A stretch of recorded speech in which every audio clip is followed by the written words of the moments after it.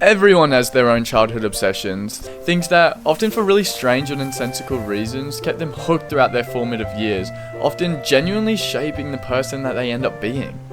What do you think Hitler's childhood obsession was? For a lot of kids my age, it was cheap licensed video games for whatever video game platform they would have. For my age group, it was probably the Nintendo DS, but I would bet that no matter what generation you're a part of, you have some really foggy memory of playing some budget-ass obscure video game that was themed after some movie or TV show that you liked.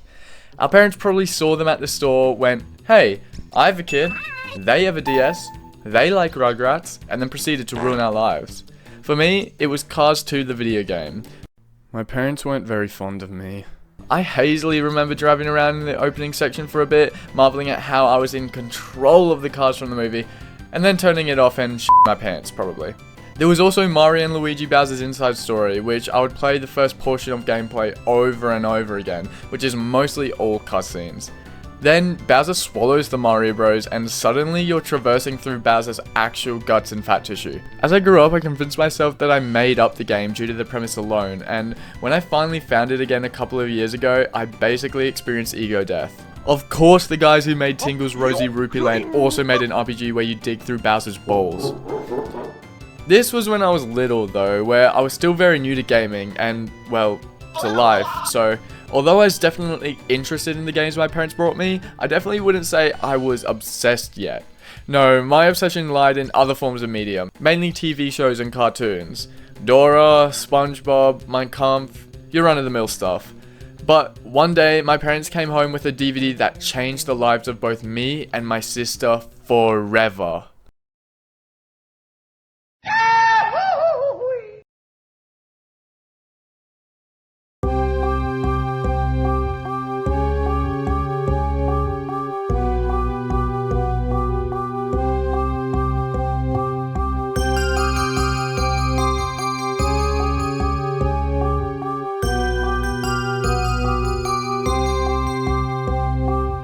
The disc they had was for the movie Coraline, and just by the cover alone, I was terrified of this movie. For a while, I wouldn't even watch it. I would just look at the back of the case with all the little snippets from various scenes, trying to figure out the plot for myself so that if it really was as scary as I thought it would be, I would at least know what was coming. But my little sister, who for some reason was born without the fear chromosome, popped the disc into our DVD player one night, and with the inescapable sense of morbid curiosity that I had built up over the last few weeks looking at the case, I couldn't bring myself not to watch it.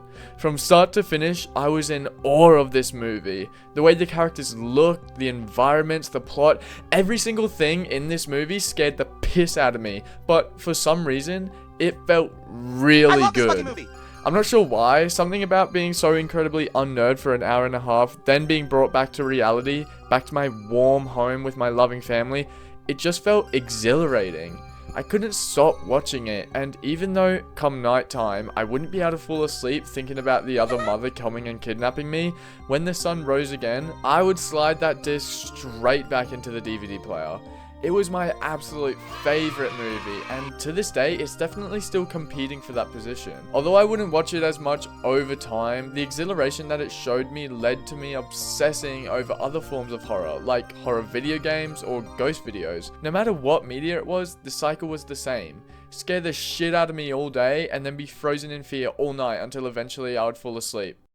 Man, I was a fucking stupid kid. Anyways, I recently got hit with a yearning wave of nostalgia for my DS, so I decided to boot it up and start looking for some games that I could play on it. Then, a hole opens up in the roof of my room and an angel floats in. She's holding something in her hand, but her skin is too bright for me to see it. She places the object on my floor, and before I can get a word in, she's gone. My guardian angel. When I needed direction in my directionless life, what did she bring me? My guardian angel isn't very fond of me. Coraline for the DS released in 2009, and it was developed by Artco Limited, which sounds like they took the base template for a company name but forgot to actually change it. They're mostly known for licensed handheld movie games like this one, and are responsible for such classics as Shaun the Sheep in 2008 and Shaun the Sheep Off His Head in 2009. Busy year for Artco Limited. Alright, well, let's start the game, removing all of my previous expertise about the movie so that I can get the full experience of Coraline for the Nintendo DS. Kill yourself, bro.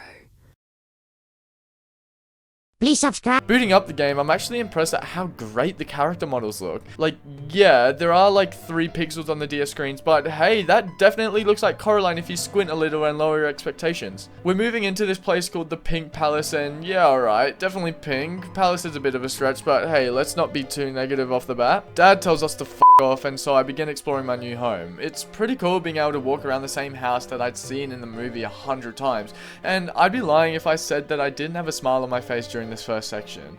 Apart from wandering around though, there's actually not much to do. There are a few things to interact with, but it mostly amounts to Coraline just bitching to herself, and occasionally they illustrate the thing with a screenshot from the movie, which would have blown me away as a kid. As an adult, I only had to change my undies twice. My mum's in the kitchen working on her laptop. She doesn't seem too fond of me, so I leave to explore again. My parents' bed looks like it's covered in shit, so maybe that's why they're so pissed off at me. Maybe it was Coraline. The bathroom has bugs all over the wall, which I annihilate in this cute little minigame. I also found a cute little bug outside, which I decide to keep and supposedly put in my pocket. I go outside to try and find Miss Spink and Forcible, but they're not home. They're ugly ass dogs are though. I bug my mum again and she genuinely snaps and kills Coraline. Afterwards she tells me not to go to the well on the hill, but I know exactly what she's doing. Outside I found a dowsing rod and use it to guide myself up the hill next to my house. Why is the music here so chilling? So far, this has been more scary than Scream 7. What a shit movie, holy. I found this mushroom. Yay. I find the dickhead cat from the movie who's sitting right next to the well. I pull out my dowsing rod and then this weirdo interrupts me and tells me that the well is further up. Coraline is instantly a to him, which isn't how I'd recommend acting towards a stranger wearing a black coat. I find the well and drop a stone in it, which takes like 10 seconds to hit the bottom. The weirdo comes up behind me, probably wanting to push me in. The little shit gets my name wrong twice, and then gives me this creepy ass doll, which I'm definitely gonna chuck down the well as soon as he leaves. He says he just found the doll in his grandma's house and that it already looked exactly like me. So not only does he think my name is Caroline, but he also thinks I'm stupid. I know your tricks, boy. I retreat down the hill, stopping to pull this random weed that I thought was an item and talk to my loser dad, who genuinely does not f with me. Then I see this tiny bipedal rat thing which runs away into the living room. Inside I notice this tiny Coraline-sized door which is completely covered by wallpaper. Intriguing. I should probably ask my lovely mother about it. She almost reaches for my throat, but says she'll open the door as long as I promise to fuck off afterwards. On the other side is brick. Righto then, mystery solved. Then the credits roll. Just kidding, but my mum really does want me to fuck off. It cuts to night with Coraline somehow falling asleep facing away from the creepy ass doll. Honestly, I'd be worried that weirdo put cameras in its eyes or something. These creepy ass rats emerge and chant a rhyme about leading me through the door, then disappear. I don't seem to remember that from the movie. It actually caught me off guard. So, just as I suspected, the doll is haunted and it's f***ed off somewhere. Great. This is why I wouldn't die in these types of situations, because I wouldn't get to the stage where I've accepted a gift that is a doll that looks exactly like me from a random person that I just met on a hill. Wait, never mind. I think it's in my inventory. It's daytime again, which means more boring running around looking for things to interact with. Mum is pissed off at me again. Honestly, why did they even bring me if they're gonna bitch about me 24/7? I wonder if I'm the reason that she's in a neck brace. Maybe Coraline finally snapped and laid one out for her mum. On the front porch, I find a bag of rotten flesh addressed to Mr. Babinski. The cat's a dickhead to me again, so I decide to ignore it to go give the mail to Bobby. Inside, a creepy-ass JPEG of Babinski starts flipping around and accuses me of being a spy. Since it's so low resolution, his eyes only take up 1 pixel, and they have no pupil, which is honestly creepy as. He says some stuff about jumping mice and then gives me some of his cheese and we're off. Wabi's out the front again, probably trying to peek a glimpse of me through the window. Dad says that dinner's ready, but like, nothing happens. I actually don't know what to do. Unless it wants me to go back up to the well again. I've done like 3 laps around the house going into every room, but I can't find anything. I went all the way up and no, it did not. Turns out I also had to talk to my mother, so whatever. She has the audacity to ask where I've been, as if she didn't almost kill me and shoo me away before. Dad cooked us some roast piss for dinner and then it's off to bed. I'm woken up by some strange noise and going downstairs, I find another one of those mice.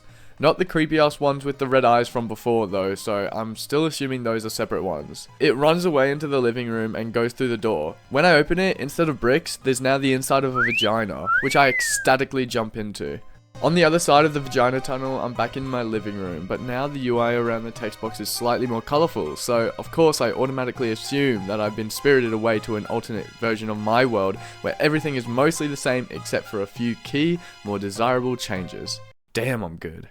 I hesitantly make my way into the kitchen where I find my mum cutting tomatoes on a chopping board, which is especially weird considering we just had a whole argument about how she doesn't cook. Even her hair is slightly different, which leads me to believe that this can't possibly be my mum, and must be my dad cross-dressing while he thinks I'm asleep. My suspicions are somewhat confirmed as they turn around, only to reveal that it is indeed my mother, but now with the haunting image of buttons sewn to where her eyes once were. She tells us that she's our other mother, and that everyone has them. Oh. No worries then. We go into our father's office to tell him that dinner's ready, but instead of finding his miserable scrawny ass slumped over a depressing looking computer, we instead find the office to have been completely cleared of all clutter, now a large open space full of elegant musical instruments. In the center, our father, dressed in a bright orange bathrobe, is playing the piano, or rather, the piano is playing him. He ominously says how I'm finally home, and proceeds to sing me a song with some questionably foreboding lyrics about how their eyes are on me. He offers to sing me another song, but I shut that down quick smart. The other mother has prepared a huge feast, including a chicken that regrows its legs when you tear them off. They keep both saying welcome home, which really doesn't sit right with me or Coraline, so we make up some excuse about needing to go home. This place is cool and all, but the button eyes instantly killed all hope of my wanting to stay here. I'm out. Even my toys in my room can move and talk, which Coraline doesn't seem to mind, and is even able to fall asleep with them right there.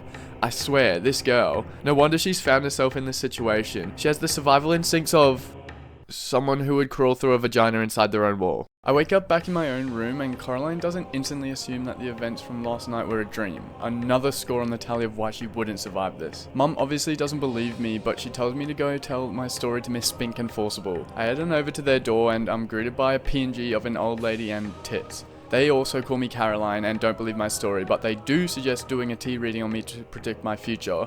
The tea predicts that I'm either in great danger or a giraffe is heading my way, and you'd be surprised at how many times I've been given this exact fortune. 2 is more than I'd think. They give me some words of caution and then I leave again. Creep Boy is here again, being, you know, creepy. And I rightfully accuse him of stalking and creating that creepy ass doll to look like me, which he denies again. Give it up, chump. He tells me that the doll belonged to his grandma's sister who lived in the Pink Palace and went missing. No worries, maybe that was the smell that was coming from Mr. Babinski's house. Inside, I see one of those jumping mice again, but it disappears behind the door before I can get it, so I need to nab the key and open the door again. In the kitchen drawer, I find the key and use it on the door. The vagina is back, and I crawl through it again. I guess that really does prove that this isn't a dream then, seeing as it's the middle of the day. Unless it's one of those dream inside of a dream scenarios, but I don't think that Coraline DS is striving for the narrative complexity of Inception. Back in the other world, my dad is standing there with some robot mantis thingo. He tells us to look in the back garden, so we do. He's hidden these presents throughout the garden, so we need to find them all, while also avoiding these carnivorous plants that begin to eat us if we get too close. Not sure why dad placed these human-eating plants right next to where he put the presents, but whatever. We find a frog, a raincoat, and some buttons. Yay. And then he takes us for a ride on this mantis thing. From above, the garden actually looks like Coraline if she was high as balls. We go back inside and Mum says she has another present for us. I really hope it's a step up from the raincoat. Oh my god! F***'s sake. Wibby's here too. The other mother sewed his lips shut, which is creepy as f***. But honestly, I was just as close to doing it myself, so I'll let this one slide. Inside Mr. Babinski's house, there's a little tent, which somehow opens up into a huge circus. A much skinnier PNG of Mr. Babinski appears, and we're thrusted into a rhythm minigame where we have to tap buttons to the beat. I was looking away for the start of the game, and when I looked back, I realized that the game wasn't punishing me for not getting a high score, so I just left it the entire time and scored 0, and it still let me progress. Awesome. I'm buggered, so my other parents tuck me into bed again while telling me things like, soon you can live here forever, and we're the ones who really care about you, Coraline. Some pretty manipulative shit. You know, I'm starting to have a little bit of a bad feeling about these two. Before I drift off, the other mother tells me to bring the black key with me next time. Gulp. In the morning, I'm back in the beige, boring world, but something's different. I can't find my mum or dad anywhere. Honestly, that might be for the best. We were one bad argument away from another broken neck. Coraline is rightfully upset as she thinks that her parents abandoned her, so she decides to go back to the parents who apparently do care about her. I grab the key and crawl back through the vagina wall. Inside the other world, there's a card on the kitchen table. It says that if I leave the key there, I'll get a present. I'm not completely sure about that. This world is cool and all, but there's been just enough strange things for my guard to still be slightly up. Plus the key is the only way I can get back to my world, so I'll hang on to it. Just kidding, I can't progress unless I put it down, so... Inside the present, there's a sweater, as well as a ticket to Miss Spink and Forcible's new show. Outside, I find the cat. Now he can talk, and he's not exactly a fan of the other mother. He calls her a witch, which Coraline doesn't believe. He alludes to some possible foul play between the other YB and the mother, and then f***s off, and we head inside the downstairs apartment. This creepy-ass talking dog JPEG greets us. The play stars Miss Spink and... holy shit. I'm not too sure what the play's about, actually. Something about a witch that lures people in with its beauty and appeal, only to eat them later? That's probably not symbolic. Coraline tells the other father that she wants to stay here forever, and he tells us that the other mother is making arrangements for that to happen already, and that we should go see her in the dining room. When I do, she gives me a box with 2 buttons inside. Coraline flips her shit and tells the other mother that she can get f***ed if she thinks she's gonna be sewing buttons into her eyes, and decides to leave right now. I run out of the house and find out that we're surrounded by thick fog in all directions. I meet the cat in here and he tells me that the other mother created this world, but only the parts that she thought would lure me in. Other than that, she didn't bother with the rest, which is why everything else is coded in this fog. I try walking through it, but I'm teleported back to the start. My only option is to turn back and face my fears. The woman who has meticulously designed this world for the sole purpose of trapping me here forever. The other mother. Out of options, I try and force myself asleep, seeing as every other time that happened, I would wake back up in the real world. The minigame that plays after I fall asleep was genuinely miserable. Just...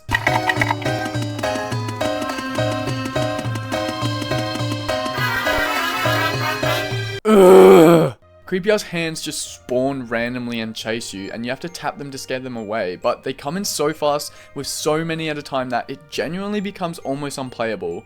Also, I didn't realize that you could free yourself from the hands by rubbing them really fast once caught, so I was stuck here for like 10 minutes, as every time I would be caught, it was game over. It was especially hard because sometimes hands would literally spawn 1 pixel behind Coraline and grab you instantly. Thank God that's over. Then, when I wake up, I'm still in the bloody other world, so it was all for nothing. I go downstairs and into the living room and... what the fuck? The other mother has transformed into this hideously skinny witch who sits in her bug chair and gorges herself on chocolate-covered beetles. She demands that I put buttons in my eyes, and when I reject her again, she shoves me into the mirror for some time out. In the other side of the mirror, there's this decrepit room that looks like it was ripped right out of Silent Hill. Suddenly, these ghost children appear and tell me that the witch took each and every one of their souls, and now they reside here, inside of this room, forever. It seems that they were yet another player inside of this torturous cycle, one which the Beldam lures unsuspecting children inside, providing them with a dream version of their lives, only to feast upon their souls once they allow her to sew buttons into their eyes. They also reveal that the doll we were given was the other mother's tool used to spy on us. Thanks a lot, YB. They tell me that for their souls to be freed, I must find their eyes. Ew. But I guess I can do that. Somehow, the cat finds its way in here, and with his and YB's help, I'm freed from this grungy prison. He gives me the key, and I make a run for it. I offer the other YB to come as well, but it seems that he's not able to enter the real world, so with the Beldam on my back, I make a run for it. My parents still aren't back in the real world. I check everywhere for them, but I can't find them. I make a quick stop to change into some cooler clothes, just because. I even hike all the way back up to the well, but all I find are these buttons. I go downstairs to the only other 2 safe adults that I know, and they give me this weird piece of candy. YB's waiting outside for me, and he asked me to give back the doll that he gave me. This slimy son of a bitch is gonna give me a doll that was literally used by a witch to spy on me so that she can eat me, and he wants me to give it back? Why? So that he can go give it to another girl? No chance. He doesn't like that I'm calling him out, so he storms off. Thank God. The cat's inside, and when I ask him about my parents, he leads me to the mirror, which when I look inside, I can hauntingly see my parents within it, seemingly freezing to death inside a frozen wasteland. The Beldam has taken my parents, and Coraline won't have that, so with no choice, we decide that we need to go back to the other world. Before that though, we take the spying doll and burn it in the fireplace in the living room. Without anything else that we can do, we go back inside the vagina door, hopefully for the last time. The cat suggests that if I want to save my parents, I have to play to the Beldam's ego and challenge her to a game that she thinks she'll win. I challenge her to a game of hide and seek, where she hides the kids' eyes throughout the world, and if I find them all, she has to let my parents and everyone else go. If I lose though, she gets to sew buttons into my eyes. So essentially, whoever loses everything. Pretty twisted concept for a kid's story, but I ate it up when I was a kid, and I'm eating it up now. Alright, she's hidden the 3 eyes in 3 wonders, whatever that means, and it's up to me to find them all. Usually these eyes might be a bit hard to find, but since I'm a cheating prick, I relied on my encyclopedic memory of the movie to guide me towards each one. First one, in the garden. Oh, no, never mind. It actually doesn't even let me go in there. Fuck. I'm actually gonna have to look for them. Shit. Even inside Miss Spink and Forcible's house, the creepy ass dog just tries to sell me various clothing items for those buttons that I've been finding throughout the game. What is going on? I go up to Mr. Babinski's house and, oh my god, they killed Wybie and hung up its dead corpse to torment Coraline. What the fuck? This game really ramped up in the last couple minutes. Inside Babinski's, it just gets me to play that stupid minigame, but no eye. What? Those were the 3 locations that the eyes were kept in the movies. I wander through the house again and walk up to the mirror where a cutscene plays where the candy starts glowing, revealing to us that the eyes can be seen by looking through it. Okay, let's try that again. Now I'm pretty sure that the eyes will be in the same spots as the movies. I was right. The first eye is in the garden, which we can see through the candy. When we reach over to pick it up, the mantis jumps out, which has the eye on its gear shift. We're then chased by the thing and we have to avoid the rocks as they appear. We outrun it and the other father falls into the lake, but before he does, he breaks free from the machine and hands us the first eye. To be honest, I actually vastly prefer this version of the other father's death over the one from the movie.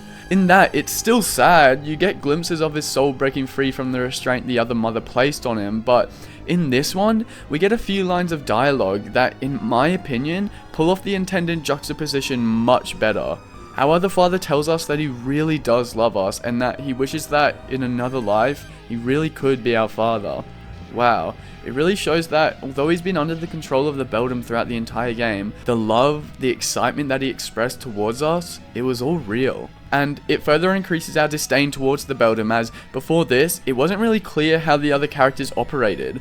Were they also evil spirits actively taking part in the planned kidnapping of Coraline? Were they simply extensions of the Beldam? Well, at least in the case of our father, it's clear that Coraline isn't the only one trapped inside of this manufactured hell.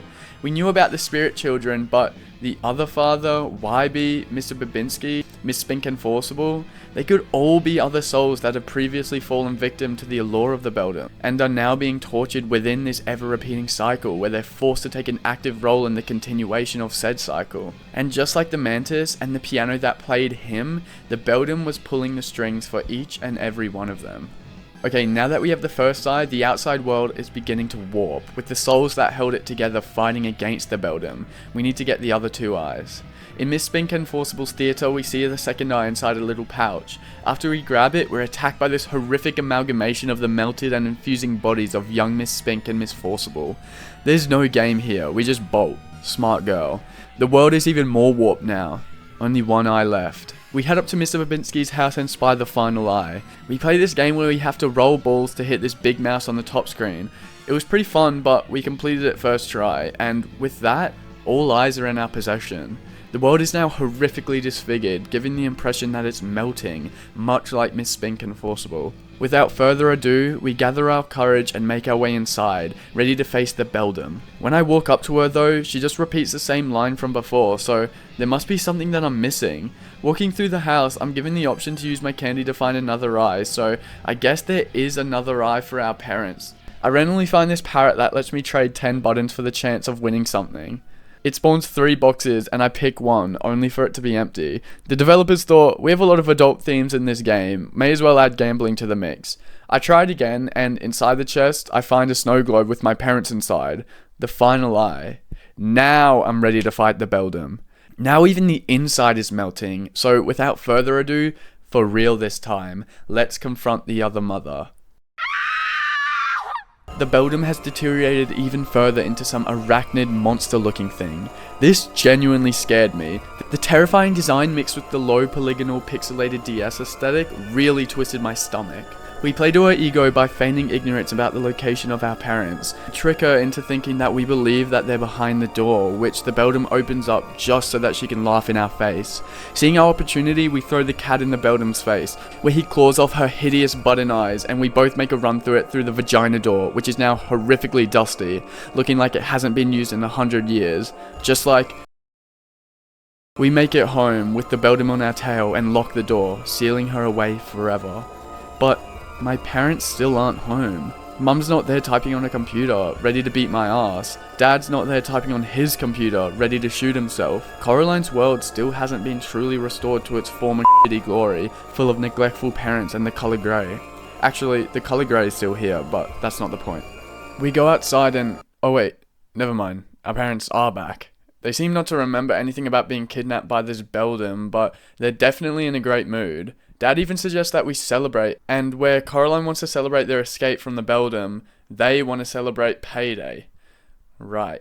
The ghost children come to me to say goodbye and thank me for freeing their souls. They say that they're no longer ghosts, but they still look pretty ghost-like.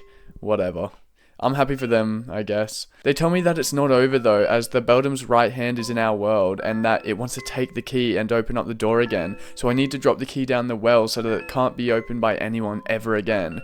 I make my way up there, but I'm attacked by the witch's hand, which shoots something on me and wraps me up. Wybie comes in to save the day and...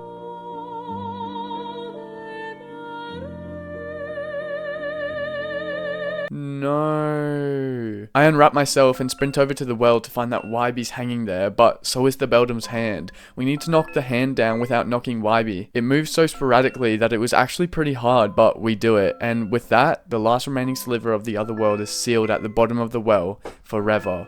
Hopefully. Wybie apologizes for not believing me before and shows me a picture of his grandma and her sister when they were little, where you can clearly see the sister holding a doll that looks exactly like her, the same one that the Beldam used to take her all those years ago, and then it ends. Coraline is a story that is ultimately about the difficulties of, well, being a kid.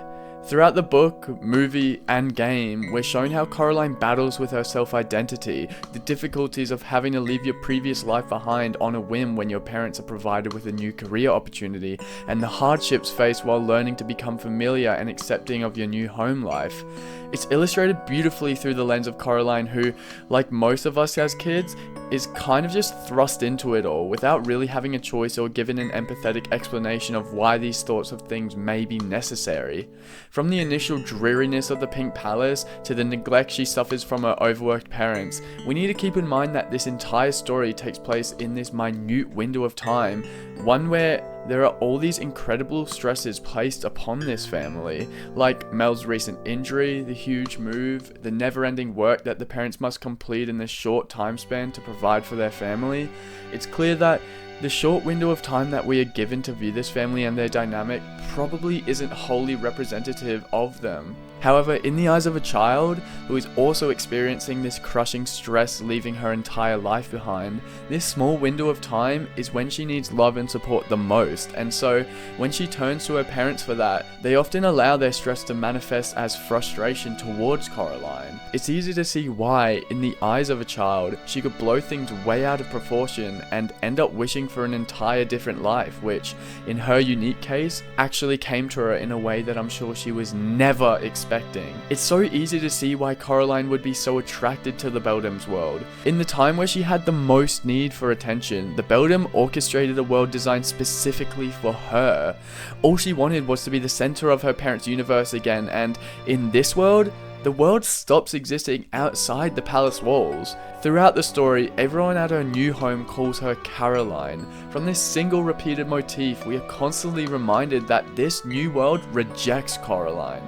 A person's name is all that they have, so for that to be removed, how can you possibly belong? But in the other world, everyone always gets her name correct, subtly showing to her that here, she belongs. Although, unfortunately, it was all a ruse. She learns to appreciate her new life and look forward to her future here, and as YB and her are sitting on the sealed well, YB finally calls her by her real name, Coraline.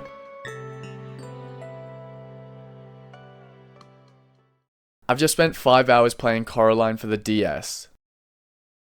What am I doing with my life? Thanks for watching.